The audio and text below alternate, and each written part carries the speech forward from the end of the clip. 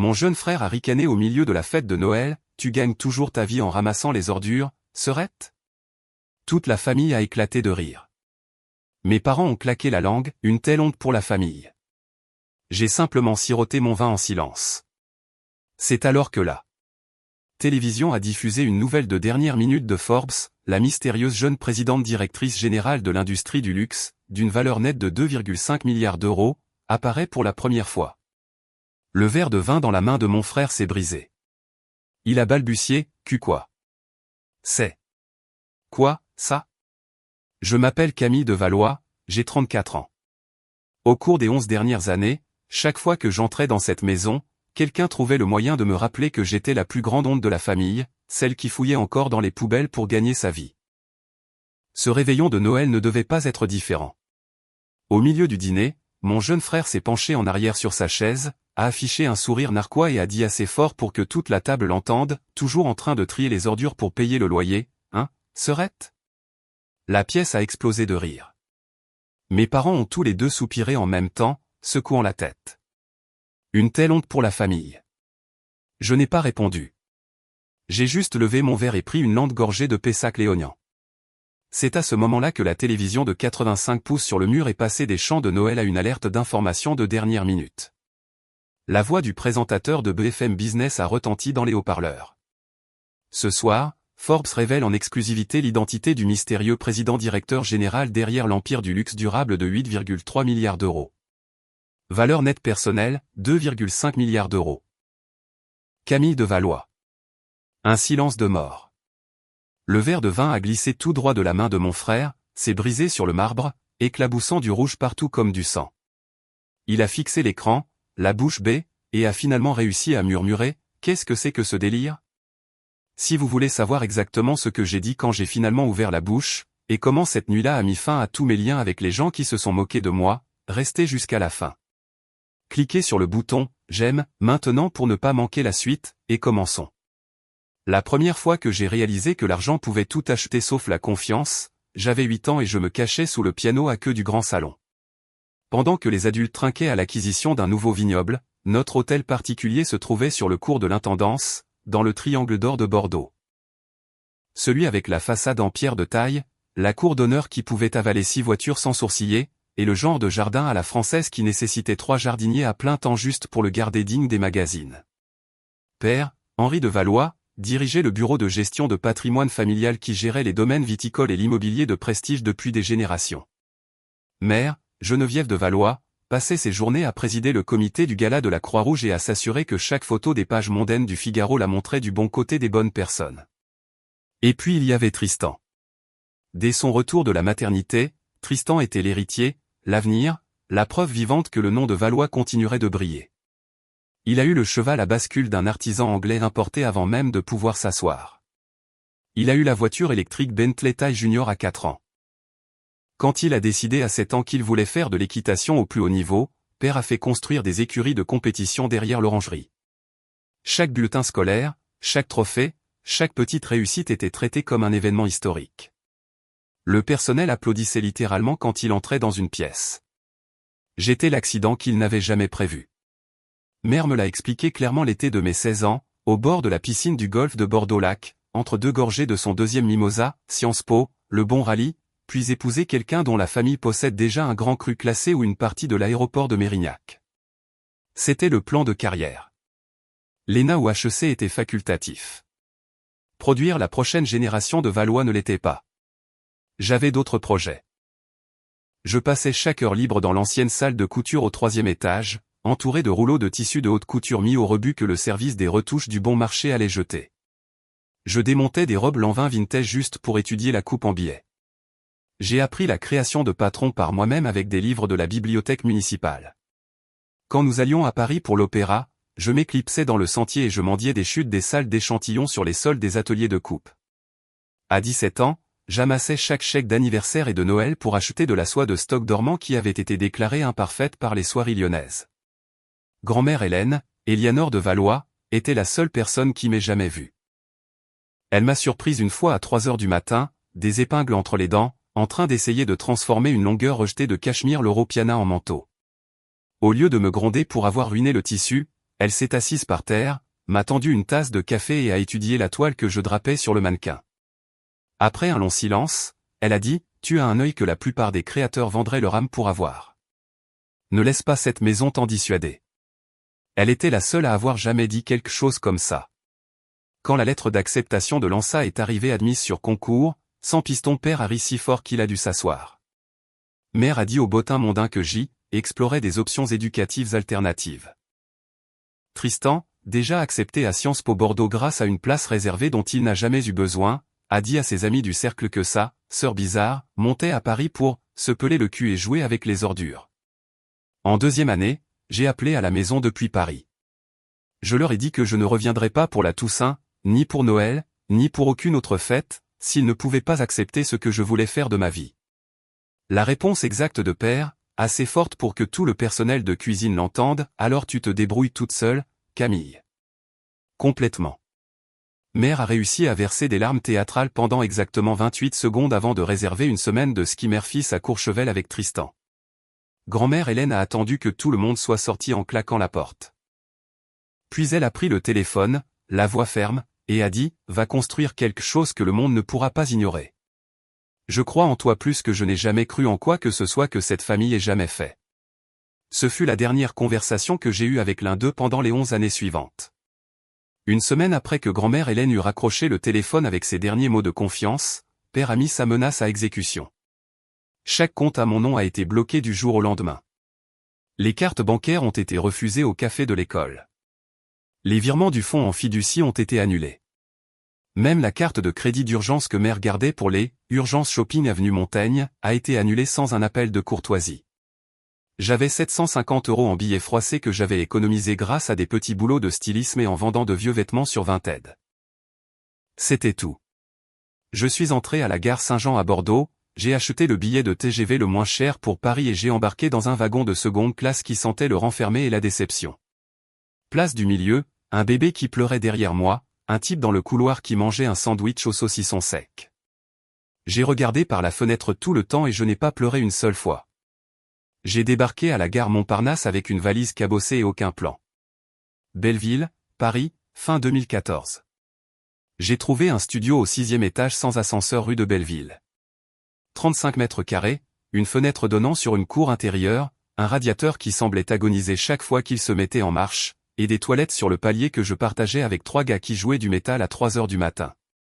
Le loyer était de 850 € par mois. J'ai payé le premier mois, le dernier mois et la caution avec tout ce qu'il me restait, puis j'ai dormi sur le sol nu pendant les 3 premières semaines parce que je ne pouvais même pas me permettre un futon IKEA. Le lendemain matin, j'étais dans le métro avant le lever du soleil, en route pour le sentier.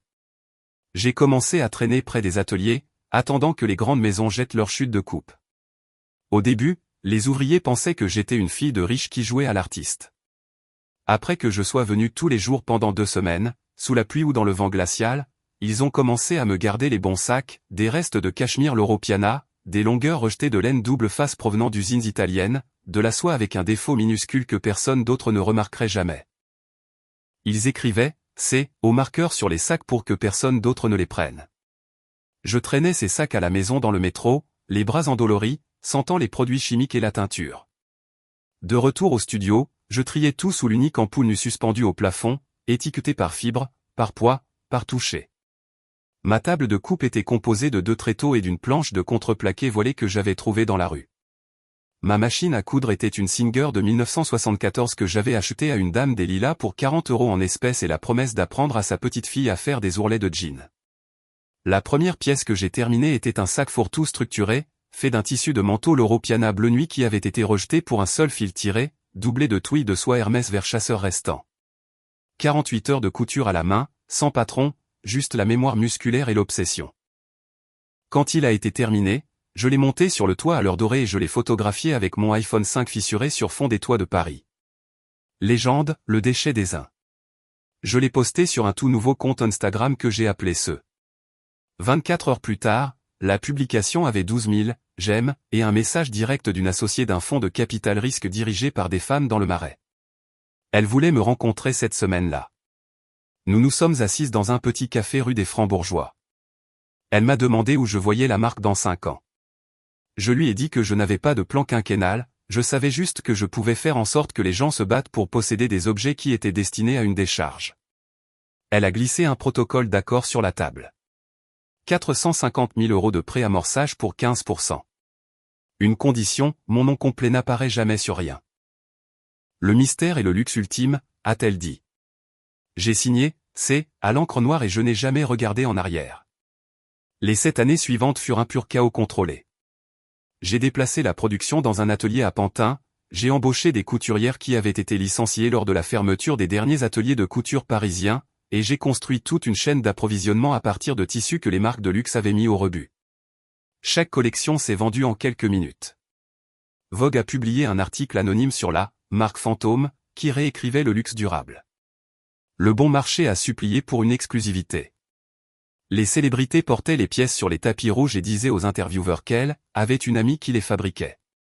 Je vivais toujours dans le même studio de 35 mètres carrés jusqu'à ce que l'entreprise puisse se permettre de vrais bureaux. Je prenais toujours le métro. Je gardais toujours mon nom complet hors de chaque étiquette, contrat et légende. 11 ans après avoir quitté Bordeaux avec 750 € et une valise, l'entreprise était devenue quelque chose de si énorme que même les gens qui m'avaient autrefois qualifié d'échec n'auraient jamais cru en un million d'années que c'était la mienne. Je m'étais juré de ne plus jamais passer le réveillon de Noël dans cet hôtel particulier. Pendant 11 années consécutives, je suis resté à Paris, j'ai commandé des raviolis au même traiteur de la rue de Belleville, je me suis versé une seule coupe de champagne à minuit et j'ai trinqué à une autre année de liberté. C'était calme. C'était à moi. Puis, il y a exactement 21 jours, la ligne privée de mon appartement de l'île Saint-Louis a sonné à 7 heures du matin. Une seule personne sur Terre avait encore ce numéro. Camille, ma chérie, a dit grand-mère Hélène, la voix douce comme le cachemire dans lequel elle m'enveloppait quand j'étais petite. J'ai 82 ans, et le bon Dieu ne m'a pas envoyé de date d'expiration exacte. Je n'ai pas l'intention de supporter un autre de ces dîners sans ma petite fille à mes côtés. Rentre à la maison. Juste cette fois. Pour une vieille femme qui n'a plus beaucoup de Noël à vivre. J'ai débité toutes les excuses que j'avais perfectionnées, inventaire de fin d'année, investisseur à Milan, une réunion à Londres, l'armure habituelle. Elle a écouté sans m'interrompre, puis a simplement dit, je laisserai la lumière du Porsche allumée. La même qui attend depuis tes 17 ans. C'est tout ce qu'il a fallu. Ainsi, le 24 décembre, j'ai atterri à Mérignac, j'ai choisi la Clio la plus banale du parking Hertz pour que personne ne puisse ricaner en voyant un VTC arriver devant le portail, et je me suis changé dans les toilettes de l'aéroport pour enfiler la robe en cachemire noir la plus simple que je possédais, vieille de 6 ans. Pas d'étiquette visible, rien qu'il puisse utiliser comme une arme. J'avais l'air de quelqu'un qui n'avait plus rien à prouver. Parfait. L'hôtel particulier n'avait pas vieilli d'un jour. Un immense sapin du Morvan, importé 3 semaines plus tôt, se dressait dans le grand salon comme un monarque silencieux, décoré exclusivement d'orchidées blanches acheminées quotidiennement de Hollande et de pampilles en cristal de baccarat qui coûtaient plus cher que la plupart des berlines neuves. La table à manger en acajou de 1928 s'étendait sur 12 mètres et pouvait accueillir 24 personnes. Le cristal baccarat reflétait la lumière du feu. L'argenterie Christophe le brillait. Les cartons de table étaient écrits de la main parfaite de mère en calligraphie anglaise. Le château Margaux de 1982 décantait depuis midi, et le même quatuor à cordes, maintenant à sa 3e génération, jouait la même liste de lecture sacrée qu'ils utilisaient depuis mes 9 ans. Tristan et Solène étaient assis juste en face de moi. Ils portaient du velours bleu nuit avec des revers en satin si pointus qu'ils auraient pu couper du verre. Elle portait une robe fourreau à paillettes rouges liquides, dos nu, qui avait probablement sa propre police d'assurance et criait « fiancée avant le printemps ». Leur fiançailles avait été annoncée en octobre avec une séance photo sponsorisée à Megève, et ce soir, ils brillaient comme si le sapin lui-même leur appartenait. Première entrée, des médaillons de homard glacés au caviar d'Aquitaine avaient à peine été servis quand Solène a penché la tête, son sourire scintillant plus que le lustre. Cette robe est très sobre, Camille. Toujours en train de faire les soldes de déstockage, je vois.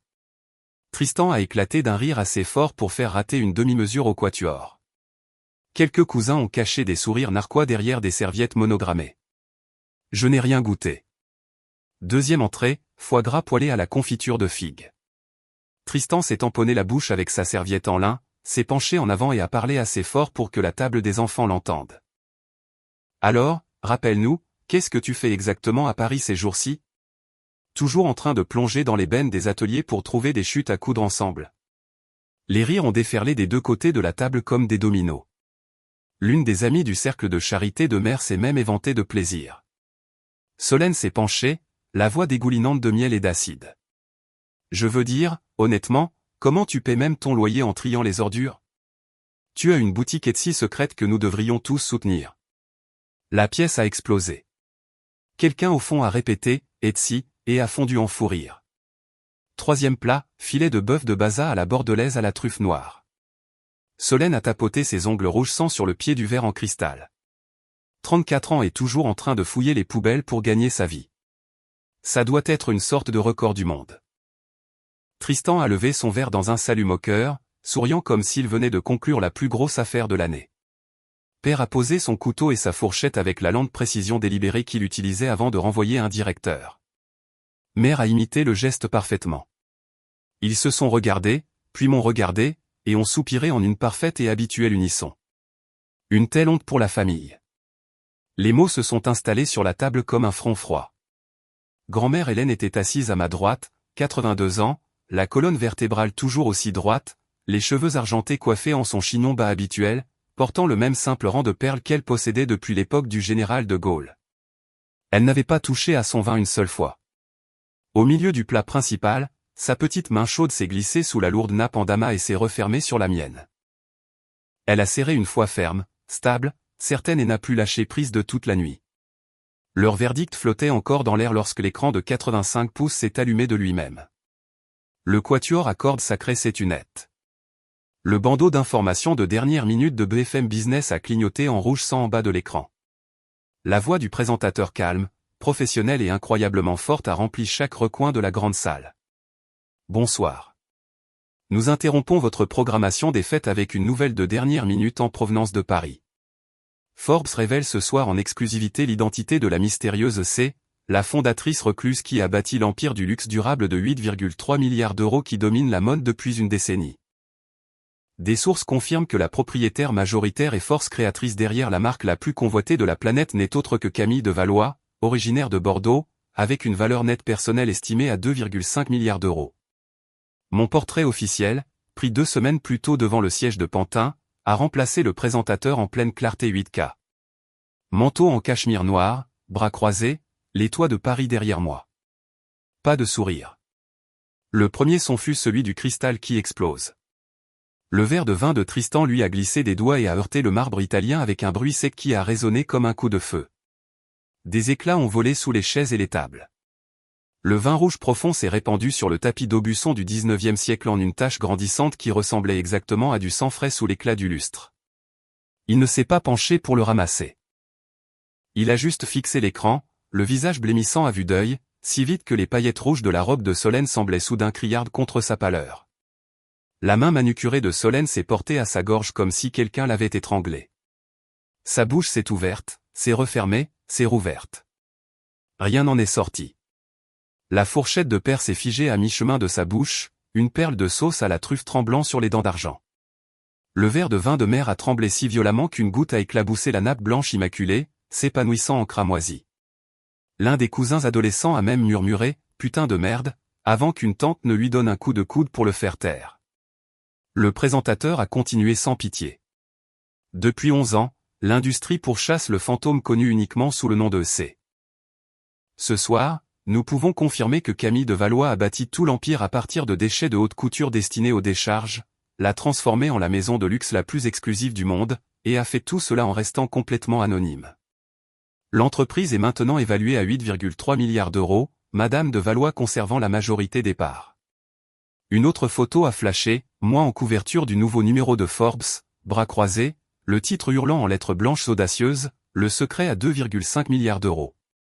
Le quatuor à cordes avait cessé de respirer. Les traiteurs se sont figés en plein mouvement, des plateaux d'argent suspendus dans les airs. Tristan a finalement retrouvé sa voix. Elle est sortie rauque et faible. Ce n'est pas réel. C'est impossible. Solène a essayé de rire, un son désespéré et étranglé qui est mort dans sa gorge.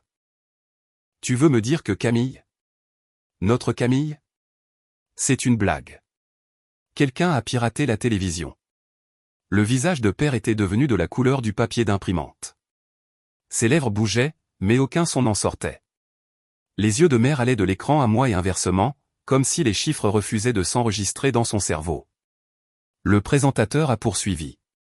Les initiés de l'industrie qualifient la révélation de ce soir de plus grande levée de voile dans la mode depuis qu'Yves Saint Laurent a pris la tête de Dior. Les pièces de Valois ont été portées par toutes les grandes célébrités, de Marion Cotillard à Isabelle Huppert, pendant que la créatrice elle-même restait un mystère complet. Nous aurons les réactions de la Bourse de Paris et de l'avenue Montaigne après ceci. L'écran est passé à la publicité, mais la pièce est restée figée. 24 personnes assises dans un silence absolu et suffocant, tandis que le cristal brisé scintillait sur le sol et que le vin rouge continuait de s'étendre comme une accusation. Grand-mère Hélène était la seule âme à table dont l'expression n'avait pas changé du tout. Elle s'est tournée lentement vers moi, les yeux brillants de larmes qu'elle refusait de laisser couler, et a offert le plus petit, le plus fier, le plus radieux sourire que j'ai jamais vu de ma vie. J'ai posé mon verre très soigneusement et j'ai enfin parlé. J'ai repoussé ma chaise lentement. Les pieds ont traîné sur le parquet de Versailles vieux de 200 ans avec un long crissement délibéré qui a fait taire la moindre toux et le moindre tintement. Je me suis levé de toute ma hauteur, j'ai lissé le cachemire noir qui, 5 minutes plus tôt, avait été qualifié de « solde », et j'ai regardé la table une dernière fois. Les mots que j'avais ravalés pendant 11 ans me sont montés à la gorge comme du champagne enfin débouché. 11 ans, ai-je dit, d'une voix parfaitement égale, parfaitement audible. 11 ans à être le mauvais exemple de la famille. Année 1, elle sera de retour en février. Année 2, toujours en train de jouer avec les ordures. C'est si précieux. Année 3, elle est une honte. Année 4 à 11, la même blague, juste avec un grand cru plus vieux et des rires plus forts. Je me suis d'abord tourné vers Père. Tu as gelé tous mes comptes la semaine où j'ai quitté l'ANSA. Tu as dit au cercle que je me cherchais. Tu as laissé les gens murmurer que j'étais drogué, dans une secte n'importe quoi, sauf en train de construire quelque chose que tu ne pouvais pas contrôler. Puis Mère. Tu as réécrit l'histoire si élégamment. Camille prend un congé sabbatique prolongé. Tu souriais pendant que tes amis te plaignaient pour la fille qui refusait d'épouser un grand nom du vin. Puis Tristan. Et toi, tu en as fait une carrière.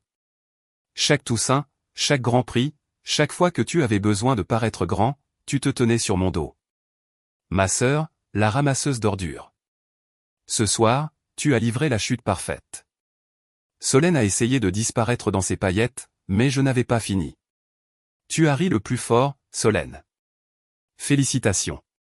Tu gagnes la table. J'ai laissé le silence s'étirer jusqu'à devenir douloureux. L'entreprise que vous venez de voir à la télévision est évaluée à 8,3 milliards d'euros. Ma valeur nette personnelle est de 2,5 milliards d'euros. Chaque centime provient de tissus que l'industrie a jetés et d'une signature que j'ai gardée comme une seule lettre pour qu'aucun de vous ne puisse jamais en prendre le crédit ou la détruire. Père a essayé en premier. Camille, ma chérie, non. Une seule syllabe, glaciale. Je ne veux pas d'excuses. Je ne veux pas de fierté soudaine. Je ne veux pas d'un seul souvenir réécrit où vous prétendez que vous avez toujours cru en moi. Je me suis tourné vers la seule personne qui n'avait jamais eu besoin de réécriture. Grand-mère Hélène, pendant 11 ans, tu m'as envoyé une lettre manuscrite chaque mois. Tu n'as jamais demandé de preuves, jamais exigé de photos, jamais hésité une seule fois. Tu es la seule raison pour laquelle le mot famille signifie encore quelque chose pour moi. Ses yeux se sont instantanément remplis de larmes, mais le sourire qui a illuminé son visage était plus brillant que le lustre. J'ai regardé à nouveau les 4 personnes qui avaient passé une décennie à aiguiser leur couteau sur mon dos. Ce soir, la famille de Valois compte exactement 5 membres à cette table. À partir de cette seconde, je n'en fais plus partie. Mes parts dans le patrimoine familial seront liquidées la semaine prochaine. Mon nom est retiré de chaque fiducie, chaque conseil d'administration, chaque liste de cartes de vœux pour toujours. Considérez ceci comme ma démission immédiate et permanente de la lignée. Tristan a réessayé, la voix craquant comme du cristal bon marché. Serette, allez. Tu ne penses pas ce que tu dis, je l'ai regardé droit dans les yeux. Fouiller dans les ordures m'a rapporté 2,5 milliards d'euros. Dis-moi, petit frère, combien le léchage de bottes t'a rapporté cette année? Solène a littéralement haleté et s'est agrippé la gorge. Père s'est levé d'un bond si rapide que sa chaise a basculé en arrière avec un fracas. Mère s'est mise à sangloter de vraies larmes cette fois, pas celles de convenance. Je n'ai pas attendu la suite de la représentation. J'ai contourné la table, je me suis agenouillé devant grand-mère Hélène et j'ai enlacé sa petite et forte silhouette. Elle m'a serré si fort que j'ai senti chaque année d'amour qu'elle avait gardée pour ce moment précis.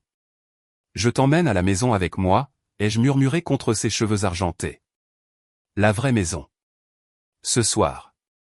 Elle a acquiescé d'un signe de tête, les larmes coulant enfin.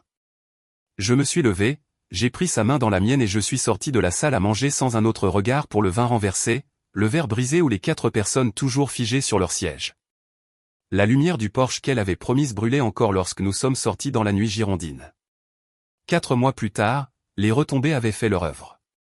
Tristan a survécu exactement 72 jours au bureau de gestion familiale après Noël.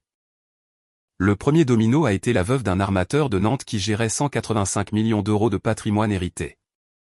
Elle a vu l'extrait de Forbes où il souriait narquoisement pendant que Solène traitait sa sœur de « ramasseuse d'ordures », l'a transférée à père avec pour objet, prise d'effet immédiate, et a retiré chaque centime. En 10 jours, 3 autres clients historiques ont suivi.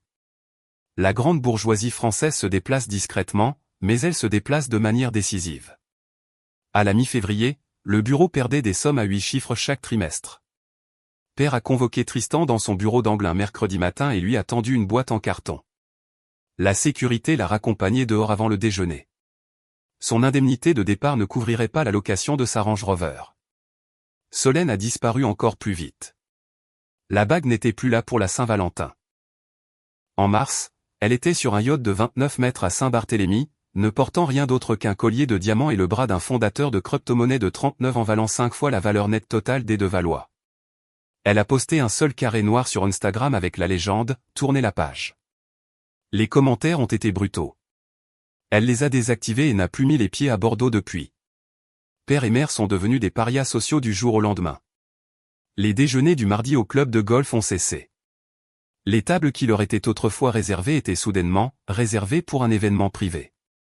Les invitations au bal des débutantes, au gala de l'opéra, même aux chasses à courre en Sologne ne sont tout simplement jamais arrivées. Mère a essayé de se présenter à une réunion de son cercle et a découvert que son nom avait été discrètement retiré de la liste. Père a commencé à prendre son Armagnac dans son bureau à 15 heures, fixant la même couverture de Forbes qu'il utilisait autrefois pour caler une fenêtre. Je suis retourné à Bordeaux une seule fois, un mardi gris de fin mars. Falcon 8X, sans plan de vol public, sans presse, entrée et sortie en moins de 5 heures. Je me suis conduite moi-même depuis l'aéroport du Bourget dans un suburban noir avec des plaques parisiennes. J'ai utilisé la même clé en laiton que j'avais depuis mes 12 ans et je suis entré directement dans le hall en marbre. Grand-mère Hélène attendait sous le lustre avec 2 petites valises Louis Vuitton vintage, déjà faites et fermées. Elle portait son manteau en poil de chameau, son simple rang de perles et un sourire qui aurait pu illuminer toute la région. Nous ne sommes jamais montés. Nous n'avons cherché personne d'autre. La gouvernante a porté les bagages. Père est apparu en haut de l'escalier en peignoir, de taille trop grand, le visage couleur de cendre, la bouche s'agitant sans un son. Mère planait derrière lui, agrippant un mouchoir en papier froissé comme une bouée de sauvetage. Tristan n'était même pas à la maison, probablement dans un bar en train d'essayer d'expliquer pourquoi sa carte American Express était refusée. J'ai levé les yeux une fois. Voilà à quoi ressemble une démission, ai-je dit. Grand-mère Hélène m'a serré le bras. Nous nous sommes retournés et sommes sortis. La lourde porte d'entrée s'est refermée derrière nous avec la finalité douce d'un coffre-fort. Le trajet jusqu'à l'aéroport a duré 19 minutes. Elle m'a tenu la main tout le long et n'a parlé que lorsque nous survolions la Beauce. J'ai toujours su que tu reviendrais me chercher un jour, a-t-elle dit doucement. Je ne t'ai jamais quitté, ai-je répondu. Nous avons été transférés directement de Mérignac au Bourget, puis avons pris un hélicoptère jusqu'au toit de mon appartement de l'île Saint-Louis. Sa nouvelle chambre est orientée au sud, de sorte que le lever du soleil peint Notre-Dame en or sur ses fenêtres chaque matin. Cette même semaine, j'ai bloqué tous les numéros de Bordeaux, père, mère, Tristan, l'hôtel particulier, le club, le bureau familial, même le jardinier qui avait encore mon ancien numéro de portable du lycée. Courriel, Instagram, LinkedIn, tout était directement acheminé vers la corbeille sans notification. Le service juridique reçoit occasionnellement une lettre recommandée et la déchiquette sans l'ouvrir. Il n'y a pas eu un seul texto, message vocal, courriel ou pigeon voyageur de la région bordelaise depuis le jour de notre départ. Grand-mère Hélène et moi prenons le brunch sur la terrasse tous les dimanches. Elle prend toujours son Earl Grey avec un nuage de lait. Je bois un expresso. Nous lisons ensemble les journaux du week-end et rions des analystes qui essaient de prédire mon prochain mouvement. Certains matins, elle demande à voir les nouveaux échantillons. Elle passe ses doigts sur le cachemire recyclé comme si elle lisait du braille et sourit du même sourire qu'elle m'avait offert quand j'avais 17 ans et que j'étais terrifié. Le reste des deux Valois peut garder ses vignobles, ses tables vides, son exil mondain. J'ai gardé le seul membre de la famille qui m'ait jamais vraiment choisi. Certains liens du sang sont plus fragiles que l'eau et bien plus toxiques. Le vrai succès n'est pas les 8,3 milliards sur le papier, les couvertures de magazines, les listes d'attente ou les cris sur les tapis rouges. Le vrai succès, c'est de se réveiller chaque matin sans avoir besoin qu'une seule personne qui a passé une décennie à essayer de vous enterrer se mette soudainement à applaudir. J'ai appris la différence entre la famille et les parents à la dure. Les parents partagent un ADN et des tables à dîner. La famille partage la foi quand il n'y a aucune preuve d'y croire. Pendant 11 ans, j'ai bâti un empire en silence parce que les personnes qui étaient censées m'aimer inconditionnellement ont profité de chaque occasion pour me traîner dans la boue. Elles se sont moquées des chutes que j'ai transformées en or. Elles ont ri du rêve qu'elles ne pouvaient pas voir. Elles ont fait de mon ambition la chute de leurs blagues à chaque fête. Je ne les déteste pas. La haine signifierait qu'ils occupent encore une place dans ma tête. Je les ai simplement retirés comme un chirurgien retire une tumeur cancéreuse, complètement, proprement, sans hésitation. Aujourd'hui, mon monde est plus petit et infiniment plus riche. Il y a 2 brosses à dents dans la salle de bain principale, 2 fauteuils à bascule sur la terrasse, et une femme qui n'a jamais demandé une seule chose, sauf que je devienne exactement celle que j'étais destinée à être. Grand-mère Hélène s'assoit à côté de moi chaque soir, regardant le soleil se coucher derrière Paris, sirotant son Earl Grey avec un nuage de lait pendant que j'esquisse la collection de la saison prochaine sur la table entre nous. Elle passe toujours ses doigts sur les tissus recyclés comme si elle lisait l'avenir. Elle sourit toujours du même sourire qu'elle m'a offert quand j'avais 17 ans, terrifié, et que je n'avais rien d'autre que 750 € et une valise. Ce sourire vaut plus que tous les vignobles de Bordeaux réunis. Certaines personnes naissent dans des familles. J'ai choisi la mienne, et j'ai choisi la seule qui m'ait jamais choisi en retour. Bordeaux peut garder ses vignobles, ses clubs privés, ses traditions vides et son sang empoisonné. J'ai gardé ma liberté, mes milliards et la seule personne dont l'amour n'est jamais venu avec des conditions. Bordeaux peut garder ses vignobles. J'ai gardé ma liberté et la seule famille dont j'ai jamais eu besoin.